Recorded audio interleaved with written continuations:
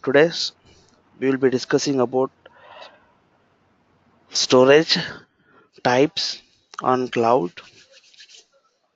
Okay,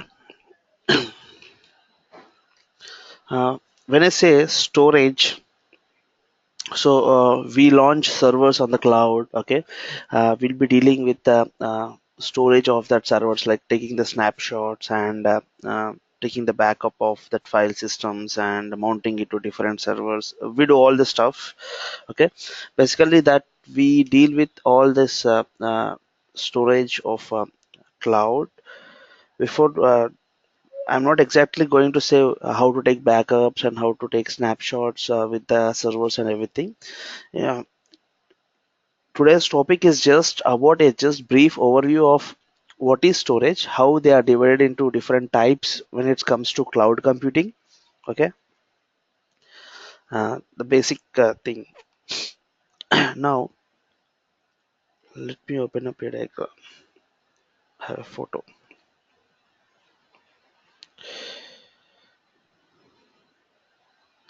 Basically, on cloud, the storage are divided into two types. One is object storage, and the other is block storage. Okay. Before dealing with this object and block storage, I have to tell.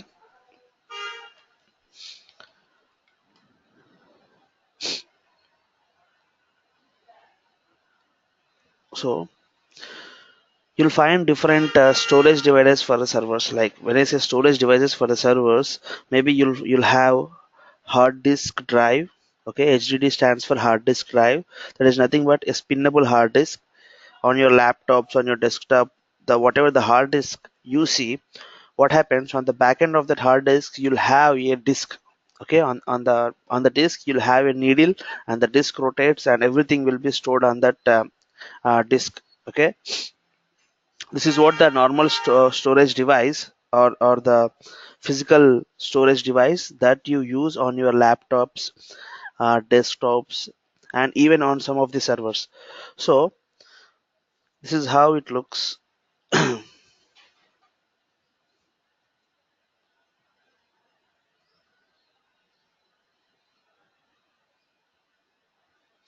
Okay, on the back end, if you open up that, you'll have a disk and the needle writes everything. So the maximum data can be written on this HDD volume. I mean the read and write, I mean the IOP speed. Okay, IOPS means input and output per second is 10 Mbps. Okay, per second you can write or read only 10 Mbps of data on this normal hard disk, this spinnable hard disk. So now we come up with a new technology, SSD volumes. Okay, SSD volume stands for solid state drive. Okay, with this solid state drive volumes, this looks like the chip. Okay, you'll have a board. For that board you'll find a lot of chips attached to it, where your data will be stored on the chips. This is 10 times faster than normal HDD volume. It is 10 times faster than normal hard disk, spinnable hard disk volume. Okay, you will find these SSD volumes on your mobile phones.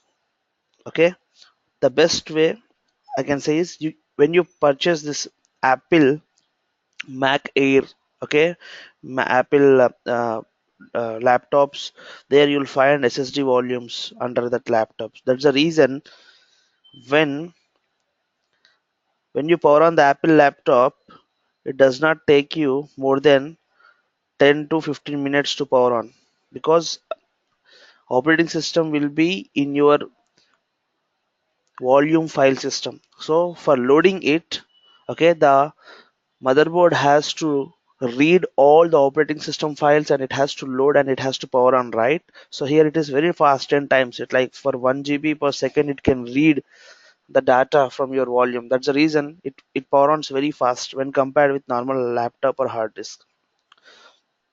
Okay, and these SSD volumes are very high IOP rates, input and outputs per second. Okay, now, and this is very cost also. The price would be very cost when compared with normal HDD. So what we usually do is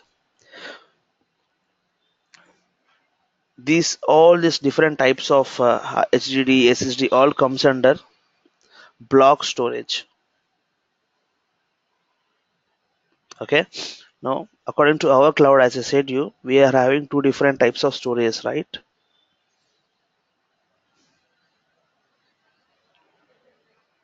One is block storage, other is object storage. Block storage example HDD or SSD volumes. Okay, object storage example is Google Drive or Apple Mac. What is that? Apple Dropbox or just a Dropbox. And with Amazon S3, there is AWS S3. S3 stands for Simple Storage Service. Okay, this is one of the service Amazon is offering, this object storage. Okay, under block storage, Amazon is offering it with a service name called EBS. EBS stands for Elastic Block Storage. Okay, when we particularly talk about this object storage, okay, on this object storage example Google Drive. So what you do if you want to store your files safely somewhere, or you upload all the files to Google Drive. Okay, now Google is storing all the files in his data center. Okay, and if you want to share those files, yes, you can share with the other people also by having their email ID. Okay, you can share with the other owners of Google Drive. Similarly, this is what the object storage, it means that on the back end Google has servers. Okay, and he is storing all your files on his servers on his data center, Google data center. Okay, and he is restricting that files only for you. Okay, only for the owner of whoever created or stored the documents. If he wants to share with others, yeah, he's doing that. It means that he's offering this service to you as SaaS. Okay, when I say SaaS, what does this mean? SaaS stands for software as a service. Software as a service. I'll tell you about this later on. After completing this topic, I'll tell you about this. For meantime, you remember that object storage, okay, is offered to end users. I mean, this service is offered to end users as a SaaS service. Okay. Now here, what you can do is similarly with our Amazon, we have a service called S3. S3 stands for Simple Storage Service. Okay. On S3, what you can do is you'll have a very beautiful UI, graphical user interface. You just upload your data and you can share the data with your friends or colleagues. So on the back end, Amazon will take care of that physical servers. Okay, Amazon will take care of that operating system on that physical servers or the software that is storing all your files on that physical server. So my intention of saying this is Amazon will provide with customers who are storing their data an SLA. Okay, saying that, hey, I will safeguard your data 99.99%. What does this SLA stands for? SLA stands for Service Lease Agreement. Okay, I'm repeating myself. SLA stands for Service Lease Agreement. So Amazon will make an agreement with the customer saying that, hey, whatever you upload in my storage, in my S3 storage, simple storage service.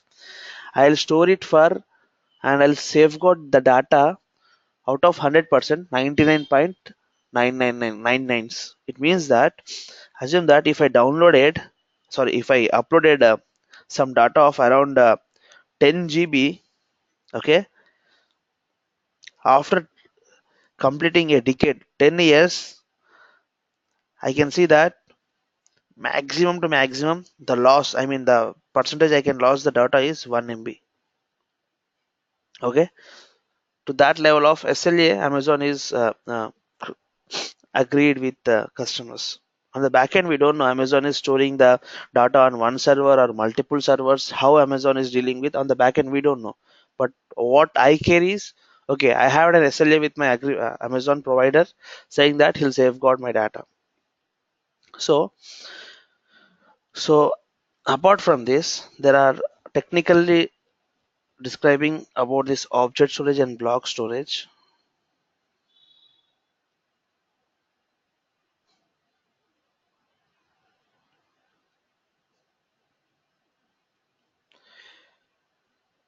We can use object storage only for attaching as a volumes to servers, attaching as a volumes to servers.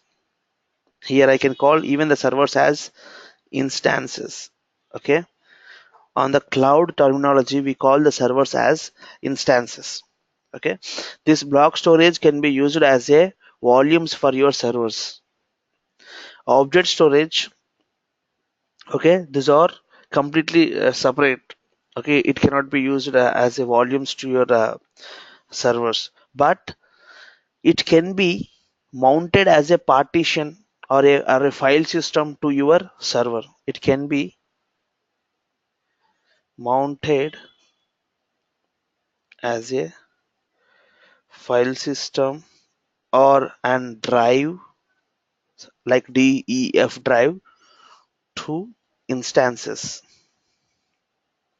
but you cannot keep the operating system on the object storage, the whatever the drive it is mounted. Okay, the operating system will be on the block storage only. The operating system will be booted from the block storage only, not from the object storage. Object storage is something, yes, you can mount it as an external partition like DEF drives of your system, and you can store the data, and you can, whenever you require, you can unmount it. Okay, but it cannot be uh, used as a bootable volume. Okay, it cannot be used as a bootable volume. Now, talking much about the differences between this object and block storage, there is very a beautiful diagram. I'll show you. Block storage versus object storage. Yeah. When you see this diagram, on the block storage, the data is stored on blocks. Okay, this is how the data is stored. The first input and the first output like this. When it comes to object storage, on object storage, along with your real data, here you can see that this diagram has five different names. Here you can see object, data, ID, metadata, and attributes. So whatever the data that you store on the object storage, we call that particular data as objects. Okay, you can store mp3 files, like that's what, right? On the Google Drive you can store mp3 files, you can store files, documents, movies, and everything. So whatever you store, we call them as objects. Okay, that's the reason this is object mean. So each object consists of the real data. The real data means, assume that I have uploaded some uh, song .mp3 file. So that exact the real data .mp3 file is my real data. Okay, along with that, while uploading, the object storage creates a ID for the data. ID in sense, a unique ID will be created by object storage for whatever the data or file you have uploaded. Okay, that ID is a unique. So if you want to share that MP3 with your friends, what you can do is you can share that unique ID. Here, the unique ID is nothing but the URL for that object or for the data. Okay, as soon as you upload something to Amazon S3 or Google Drive will provide a unique URL for that data. So if you share the data with your friends, so that they can, I mean, if you share that URL with your friends, okay, they can download the data or they can access the data. That is nothing but the ID of the data. And along with the ID, the object storage also will create while uploading a metadata. A metadata is nothing but data about the data. What does this mean? Data about the data mean metadata consists of who uploaded it, the owner name, when he uploaded it, the date and time, what is the size of the file, okay, uh, and this kind of information. Okay, what are the permissions on the file? I mean that the real data. This kind of information we call it as metadata. Okay, the data about the data is nothing but a metadata. So in the object storage, along with the data, you'll have a unique ID for the data and a metadata about the data and the attributes are something like information about what exactly uh, how to say.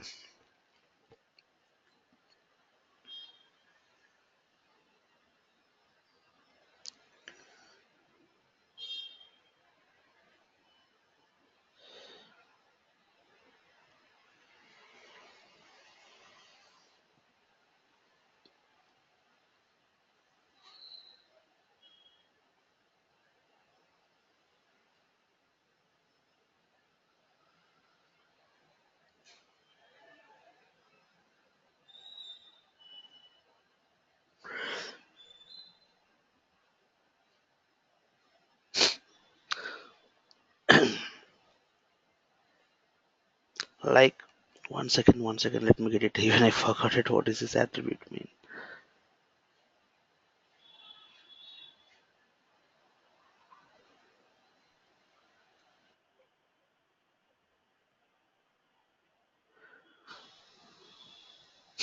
Attribute is something, assume that I have uploaded 2 to 3 files. Okay, now one file is dependent on other file.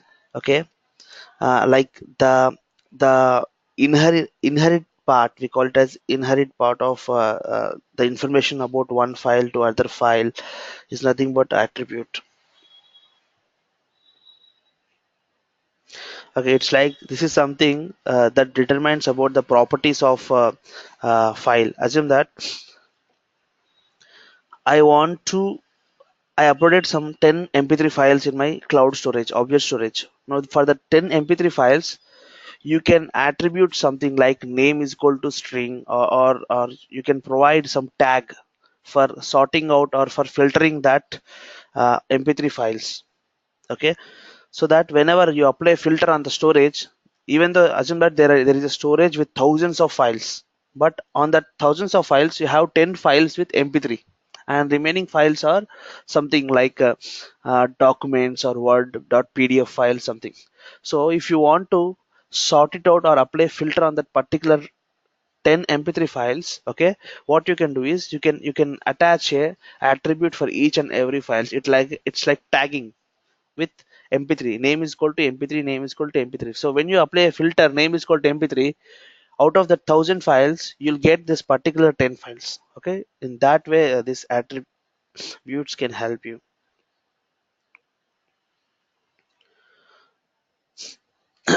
So this is what a little bit about storage on cloud. So basically I'm repeating myself. On cloud you'll have two different types of storage. One is block storage, other is object storage. You use block storage for attaching as volumes to the servers or instances. Object storage, okay, is something, this is offered to us as a service, SaaS service by whoever he's offering, like Amazon or Google or Dropbox. So when I say SaaS, I told you SaaS stands for software as a service. Okay, now we'll talk about what exactly this SaaS is. So we are undergoing this cloud computing course, right? Okay. On cloud computing,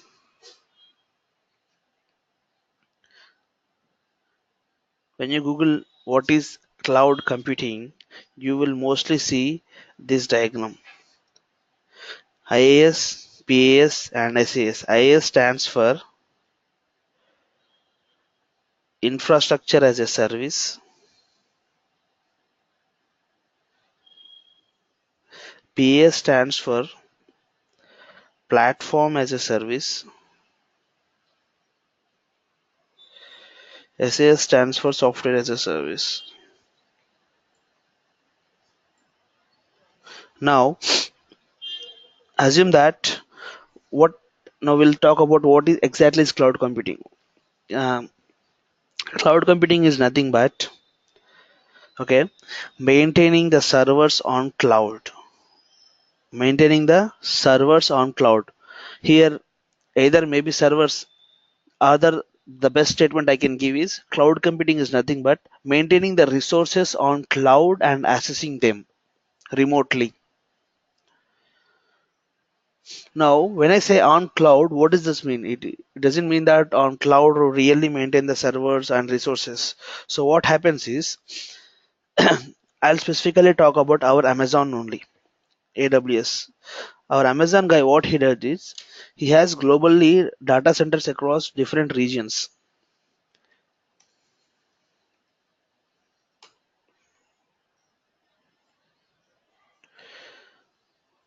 On this diagram here, you can see that these are all the orange color things or data centers that Amazon has.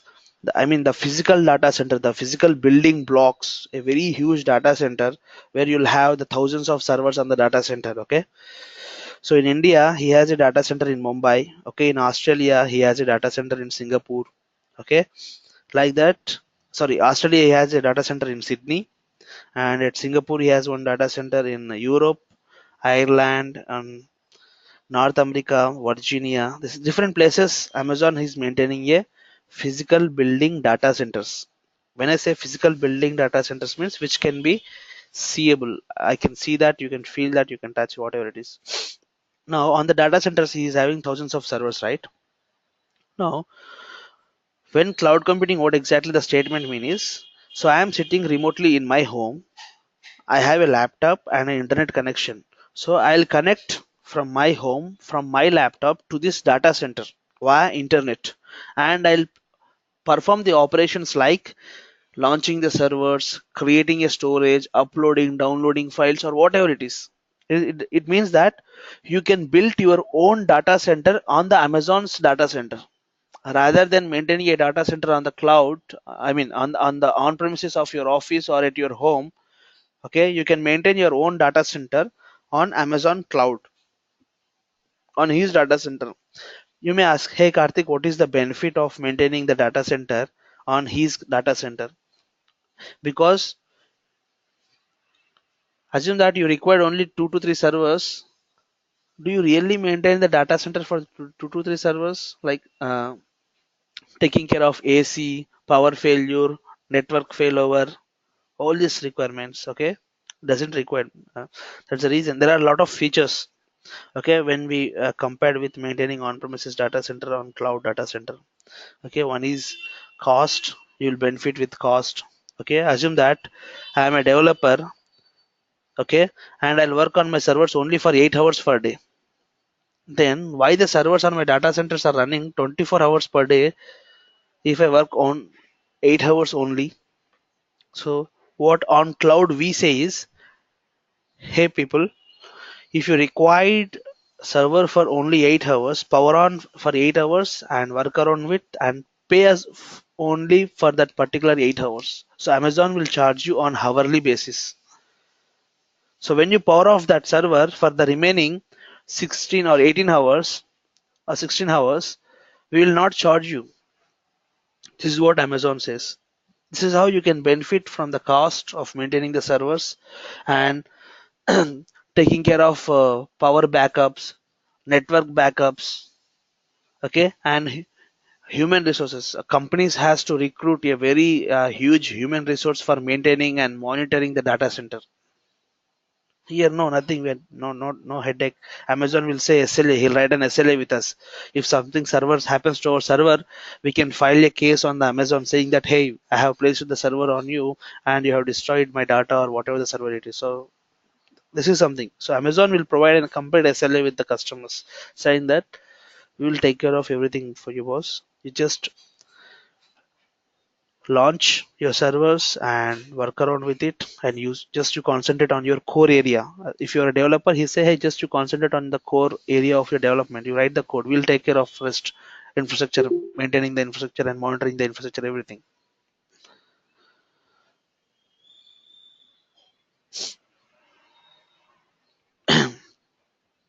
So so when it's when I say Amazon will take care of that infrastructure, okay, it means that Amazon is offering his servers or resources to the clients, right? What he is offering? Services. Amazon is offering his servers as a service to the clients. Amazon is offering his storage as a service to the clients. So in service offerings, he divided into three types. Infrastructure as a service. That's the reason on the back, the final statement of this sentence, there is a service, service, service. Amazon is offering infrastructure as a service. When I say infrastructure as a service, you can launch physical box on Amazon data center. Okay, Amazon will take care of that physical box. If you want, hey, Amazon, not only you take care of the physical box, you take care of the even operating system of the physical box. Yeah, Amazon even will take care of the operating of the physical store. That comes under PaaS, platform as a service. If you say, hey, Amazon, I required some software on, okay, like as in that I'll say storage. We'll talk about storage only, S3 or Google Drive. Now Amazon has installed that particular software, okay, on the S3 or Google Drive. I mean the particular application on your operating system. Now what you're doing, just you're accessing this application with beautiful GUI, graphical user interface, from your browser of your system, and you're uploading and you're storing the data on this resource and you're sharing with others. So Amazon is taking care of that infrastructure, right? Physical box, power backups, network backups, operating system updates, okay, and the software. He's whole responsible when it comes to SaaS service. So my intention of saying this is Amazon will provide his services to the customers, either IaaS or PaaS or SaaS. Okay, if you say, hey Amazon, you just take care of the physical box. I will be responsible for operating system and the software or application that I have deployed on my operating system. Yeah, then Amazon will say, yeah, you take IaaS. So we will be responsible for the physical box. So whatever the PaaS, the softwares and the SaaS, okay, the product that you keep on your operating system, you will be responsible. So this part would be the responsible by the customers. It means that we, when you go for only IaaS with Amazon, hey, other or else you can say, hey Amazon, I just want SaaS. It means that you just want SaaS. It means that PaaS and IaaS will be taken care by Amazon. It means that physical server and the operating system on that physical server and the softwares will be taken care by Amazon. But the product, okay, the product that you put, the real software that you put, you will be responsible for that. This is how you can choose. The end user, the customer can choose to what level of service he can go with, either IaaS or PaaS or SaaS. Now, this S3 service, excuse me. Now, this S3 service or Google Drive or the SaaS service that is offered by Amazon or Google to the end users. Okay, the underlying infrastructure, the underlying operating system, the underlying software, everything is taken care by Google or Amazon.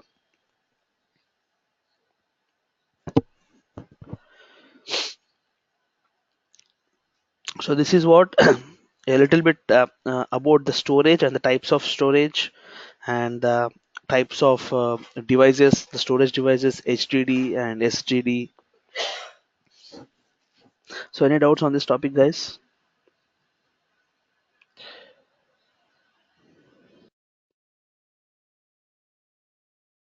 No, Karthik. No, nothing. Karthik, I have one doubt. Yes. Yeah, if we are going with IaaS service for Amazon, so who will be taking care of the PaaS as well as the like SaaS applications on that? So do we have the provision to install the OS on our own, or will Amazon will be taking care of it? As per my knowledge, like we have the pre-built instances in Amazon, so that are already installed with the OS. Okay. When you talk particularly about this IaaS,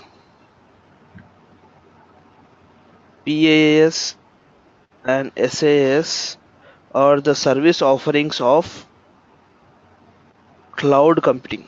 Okay, you are particularly talking about Amazon Web Services company. Okay, Amazon Web Services will take, if you're saying that, hey Karthik, if I go with IaaS, what about PaaS and SaaS? I have to take care of it, right? No, Mm-hmm.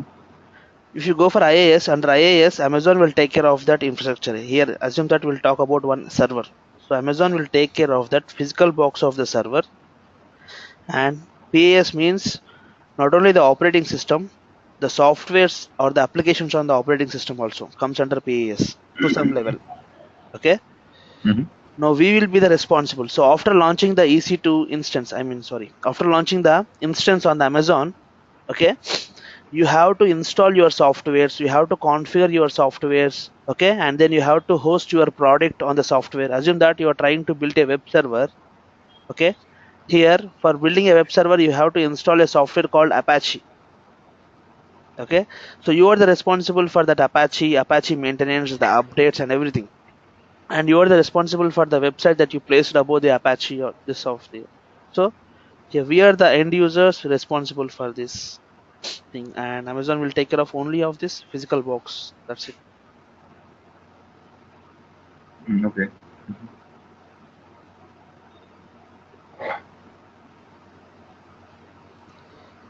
it.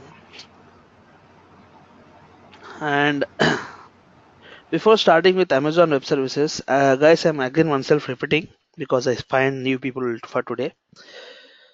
These are all we are talking about prerequisites of Amazon. As I told you yesterday, for undergoing this course, the candidate should have a basic knowledge on what is virtualization and a basic knowledge on storage and networking basics,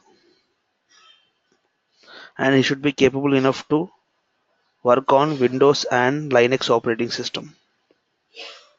The best part is, yesterday we talked about the virtualization class.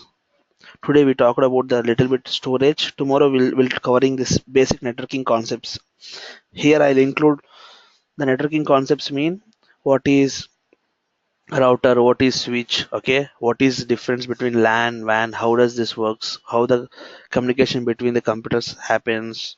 Okay, we'll talk about this, and then we'll talk about the some basic Linux history, how Linux came from Unix and what are the different flavors in the market offering this Linux. Okay, we'll talk about that, and then later we'll enter into the real subject, Amazon Web Services cloud computing. Okay, in the meantime we'll be talking about just these basics.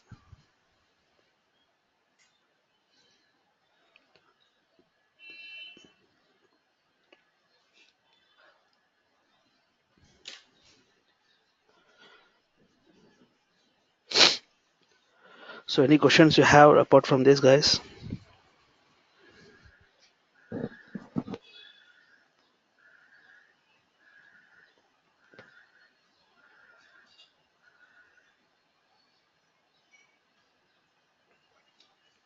No, but Okay, guys, I see different people have joined for today.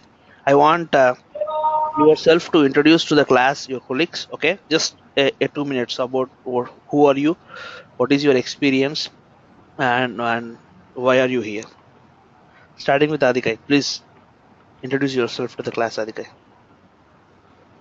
Yeah, I'm working as a senior system admin. I'm currently holding 6 years of experience, primarily into VMware virtualization based Windows, Linux. So I have a little bit know about the AWS as well. So my expectations from this class to explore more AWS services and to know how we can make, maximum utilize the AWS services. Yep. Thank you. And you, Dattatreya. Hi guys, I work as a WebSphere administrator. So I manage all Windows and Linux servers. So basically, I administer all the middleware platform. So my expectation is to learn and master AWS and to implement AWS solutions as per my client requirements. Okay. Thank you. And you, Pranita.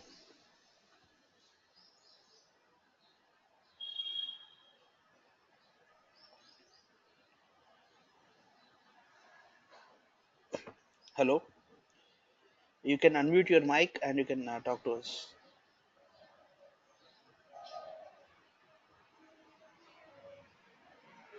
Yep. I'm Pranita. I have recently completed my MBA 2 years back, and I am working as a content writer from 4 years. To change the stream, I have joined this AW. Okay.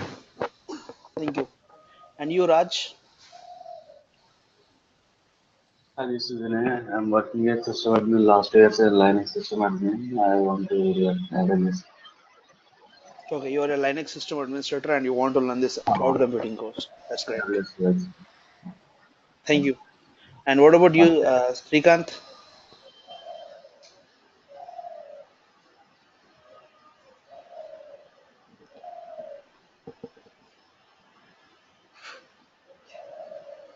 Hello. Srikanth, you can unmute your mic and talk to us.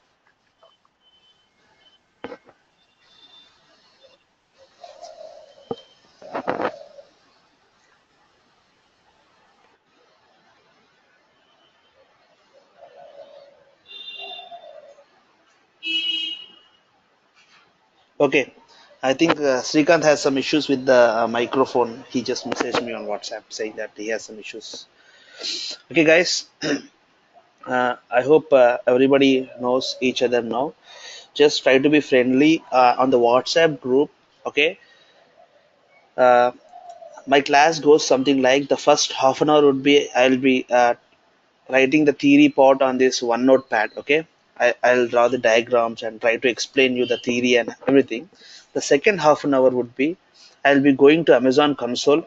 Okay, I log into Amazon console and I'll be doing whatever I said.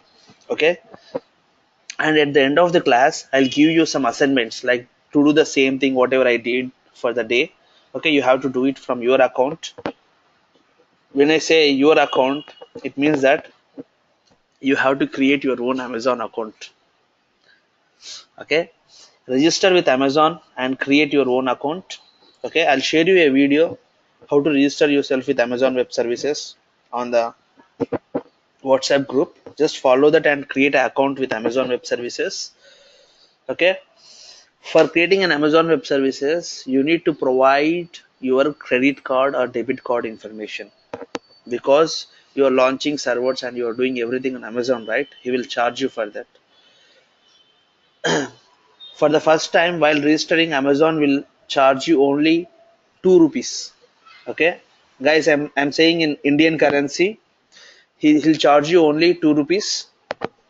Okay, and after registering, whenever you're playing with Amazon resources, for the first time, people whoever registered for the first time, their email IDs or whatever it is, Amazon is offering his services to some level as a free tier. Free tier, it means that he's offering his services for the first time people for free to some level. So we will be continuing all the class all this entire course under whatever the free tiers he is offering. So maybe you'll get some uh, bill at the end of the month if you doesn't play under this free tier services utilization or such kind of thing. So I'll be helping you on that. Before on each and every class I will be saying, hey, if you launch this, Amazon would charge this. We'll talk about the pricing model of Amazon and everything. Okay, don't worry. So be ready with Amazon account by tomorrow's or coming next 2 days of class when we start this Amazon in real.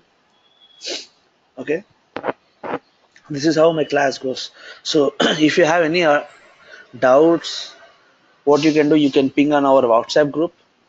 I'll be sharing the knowledge based articles or solutions for that. Okay, just go through this links and whatever I share. And this course takes me 46 to 50 hours to complete. Okay, it's like daily we'll be having a 1 to 1.5 hour, depends upon the topic of the day. It's like nearly I can say that it may take 5 to 6 weeks or 5 weeks maximum. And we'll be having classes from Monday to Friday, only Monday to Friday, only on the business days, not on the weekends. Morning 8 to 9 or 8 to 9:30. Okay. Any doubts on this, guys? Is everybody is okay with the timing? Yeah. Okay. Okay. Thank you, guys. That's it for today, and we'll meet up tomorrow with networking concepts. Okay. In the meantime, I'll be providing some links to you regarding the networking concepts. I just wanted you to have a look at that. Okay. Thank you. Bye.